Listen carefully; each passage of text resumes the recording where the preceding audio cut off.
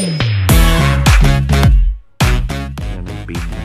So yung gagamitin din mong uupa rito. Pagka upa niya, yan, hindi pa kami tapos dito. Pagka, kasi nga ilang step to. Palo ba? Hindi. Panalo na. 10,000 yan. Way pa, kompleto yung ilaw, sa ceiling, nakapi. Siyempre, kung November pa lang na, kuya.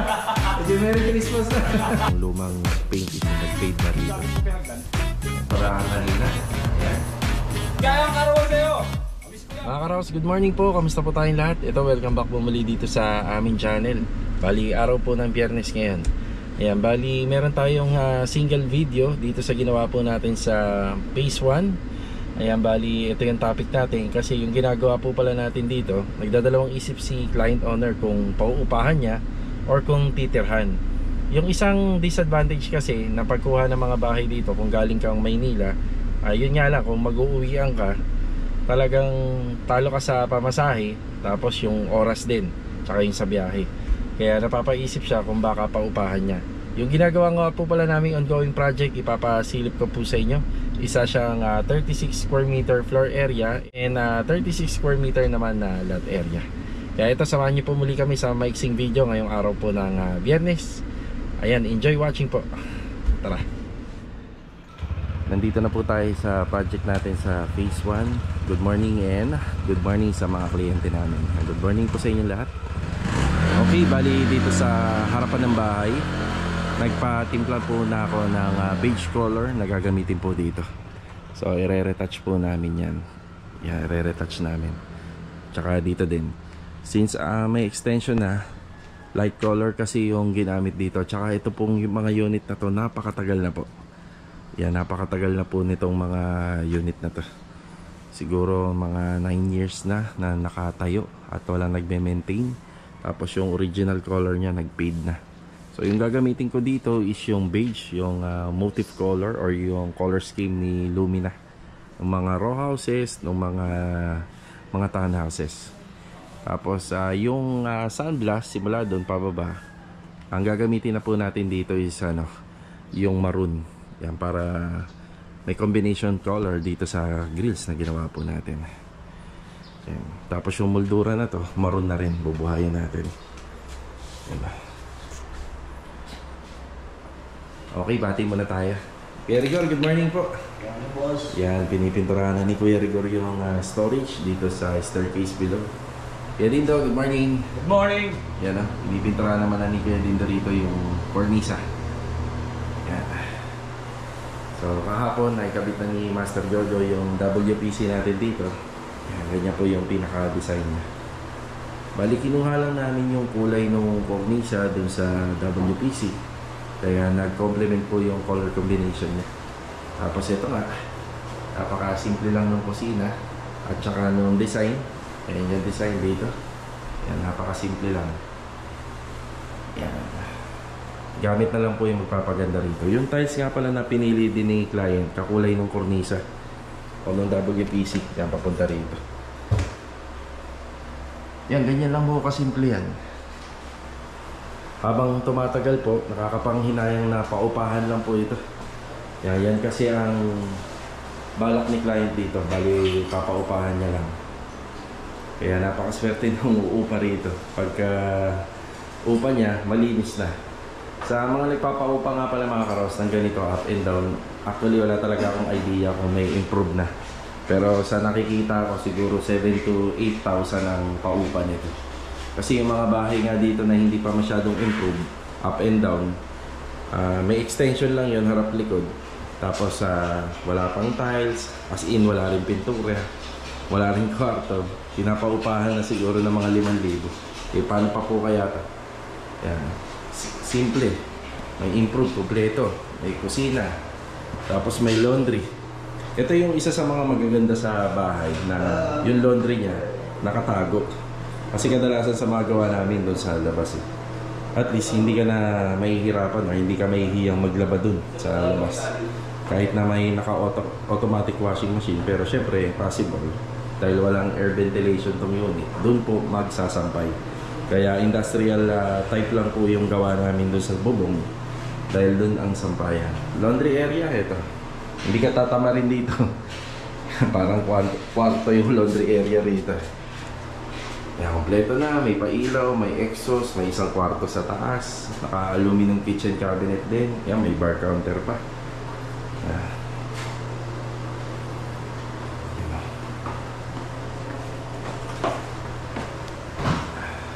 Pintura ang nagdala.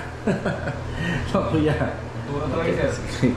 Pintura ang nagdala. Ayan, si Kuya Rigor. Sila po ang mga bumabanat nito.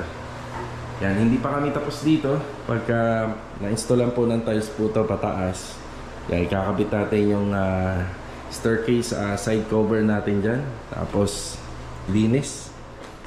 Yan, pag nalinisan, wow, ganda na. Tapos, may screen door pa. Diba? May screen door. May possibility pa maglagay ng CCTV camera. Yan, may saksakan tayo dyan. Yan, may saksakan din tayo rito. Yan, tapos dito may kumpleto tayo. May faucet. Convenient gumamit dito sa harap ng bahay. Tapos nagpagawa nga rin sila ng ramp up eh. Yan, kumpleto. Tapos kapag napuno na yung deposito natin para sa septic tank, ayan, may clean out.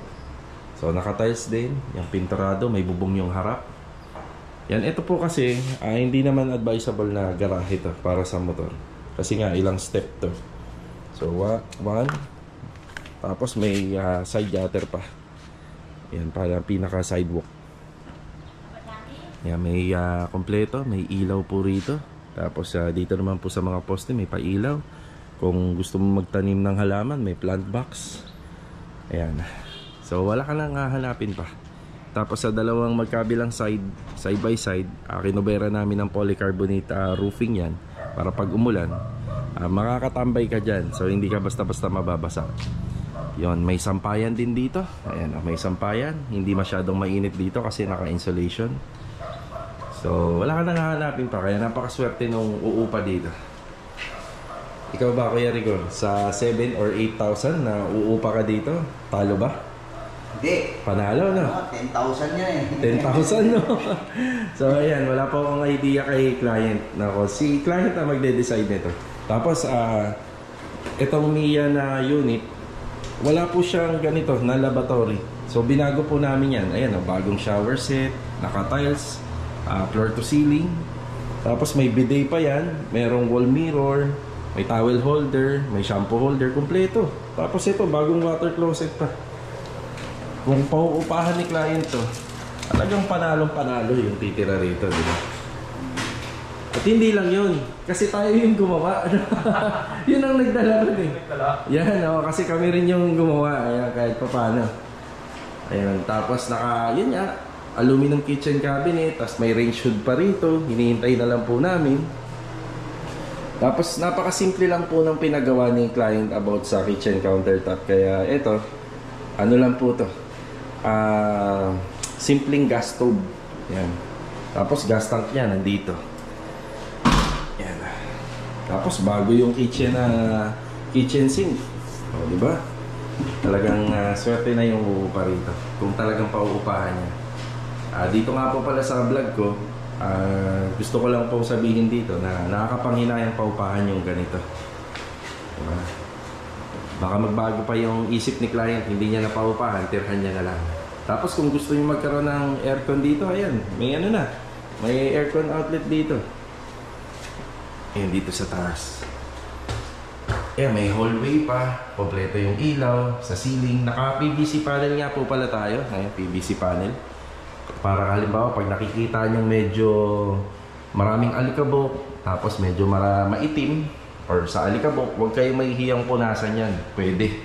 Kasi pag pinturado, pinanasan nyo, babakat. Yan, may pa-hallway pa rito. Yan, naka-handrail tayo. May bintana dyan, may ilaw. Isang kwarto nga lang talaga. Isang kwarto. Yun lang talaga yung balak ni client dito. Yan, may mga saksakan na po dyan. Pati dito meron.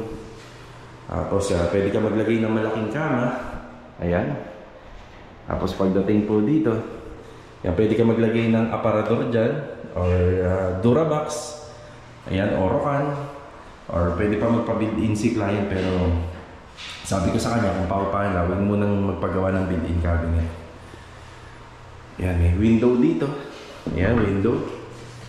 Ganun din dito. Kaya well ventilated po itong ano na to, second floor. Ayan, di ba? Tapos pagdating dito may pa-aircon pa. Ayan. Kaya dun sa aming kliyente, yan, pag-isipan ni client talaga kung gusto niyang paupahan to. Bihira kasi yung mga ganito sa Lumina. Yan, pero sa iba, pinapaupahan ko talaga to. Yan, kami lang po at ako ay nanghihinayang na ito ay gagawin ng paupahan. Maganda na kasi siya. Yan. Tapos kailangan dito pag pinaupahan mo, may maganda kayong agreement doon sa uupa. Siyempre kung ano yung dinatnan, ganun din yung so-surrender kapag katapos na yung uupa. Yan. Dito, pwedeng hindi na siguro dining table. Pwede na tong dining table. Para lang naman kasi sa mag-partner to, itong bahay. Kung mag-a-add, siguro small table lang. Siguro. Tapos dito, TV console, pwede rito. Or pwede rin dyan yung TV console. Then sofa. So, isahan lang or dalawahan. Yan. Yan. Yan po yung mga nagpapaganda po ng bahay ng client. Itong dalawang pintor natin. Yan o. Ay, shoutout sir! Merry Christmas! November pa lang na kuya. Merry Christmas na. Advance. Yeah, advance Merry Christmas. Sa bagay, doon din naman tayo papunta na kuya. Ayan. Tapos naka-inside gutter po yan para kahit naman po paano yung tubig na magdadrop po galing sa yero rito. Papunta na po rito yan. Yan, naka-downspout. Yun o, diba? Bali, ito hapon na. Ay pagpapatuloy natin yung vlog natin kaninang umaga. So, kaya ng ipinangako namin, niretouch na rin namin yung sa taas, pero first coating pa lang yan. So, inaayos na rin po yan. Medyo mas dark nga lang po yung kulay natin kasi yung lumang paint is nag-fade na rito. Yan din po yung kulay nila row house at saka yung mga up and down unit dito sa Lumina. Yan din yung ginamit namin. Then ganun din dito. Yan yan o. Up, yan. Thank you. Yan dito, minamasilyahan na. Tapos ang kagandahan pa nito, hindi pa namin nabanggit, ang finish ng top coat nito is acrylic emulsion. So naka-emulsion pa to. Bali, hindi mahihirapan mag-maintenance yung mga titira dito. Yan kasi kapag nadumihan yung emulsion, pupunasan lang yan. Madali lang punasan. Tsaka ang tubig hindi na mamahay, diretsyon dumudulas. Yan o. Palinis na po tayo ng palinis dito. Ito yung cornice ang pinipinturahan kanina. Ayan. Yun o, palinis na tayo ng palinis. Bali water closet na lang. So install na lang po tayo ng wall mirror, towel holder, shampoo holder. Halos tapos na yung setup natin dito. Ganun din dito. Yan, gagamitan pa namin ng wipeout yan. Yan, alam niyo yung wipeout sa lata. Yan, yun din yung ginagamit namin sa kisame, pati dito. Para pagka turnover is malinis na malinis. Ayan, ganyan kasinop yung mga pintor po na naka-duty sa atin. Kapag pasok mo rito, kita mo na kagad yung kalinisan, yung luwag, at yun nakasegregate na rin yung mga gamit. Mahalaga rin yung segregation para hindi tayo nalilito sa pag-purchase ng materials. Sir, babati sir! Sige. Oy, Master Batang! Maligayang karawan sa'yo! Mabis ko lang, maligayang Pasko! Maligong bagong taon! Ingat ka dyan! Salamat sa mga... Sa November 10, no? November 10, Sunday! Imbitado lahat ng tropa. After to sir, Sunday na ito mapapanood. Tsaka imbitado rin ang lahat ng mga kliyente. Ano pa? Mga kinabitan ng mga aluminum. Lahat, imbitado po. Imbitado ni Master Batang! Shout out, Master Batang! Yan, dito lang po yan sa may Tansa Cavite, sa may Kanluran. Hanapin nyo lang po yung shop ni Master Batang. Happy birthday sa'yo, Master! Happy birthday! Yun, no? Yan, dahil dyan may 1,000 nga kay Master Batang. Okay, tatapusin ko na po yung video ko. At tatapusin na rin po nila yung mga gawain po dito ngayong araw. So bukas or sa mga susunod na video, makikita natin may mga nakapwesto pa rin po dyan sa harapan ng bahay. Yan, marami pa pong gagawin dyan. Alright, tara, Bali, ayun mga karaos, yan lang po yung maikling video natin para dito sa isang Mia townhouse na merong 36 square meter na floor area. Ayan, sana nagustuhan nyo po yung video. Pakihintay na lang po na matapos itong ating renovation dito. Bali, konti-konti na lang po yung mga gagawin at meron pang hinihintay na iba pang mga materyales. Ayan, mabibigyan na po natin siya ng final video para sa turnover. So, paano mga karaos, kita-kita na lang po ulit for the next video. Ito, God bless po sa ating lahat. Paalam po muna. Tara!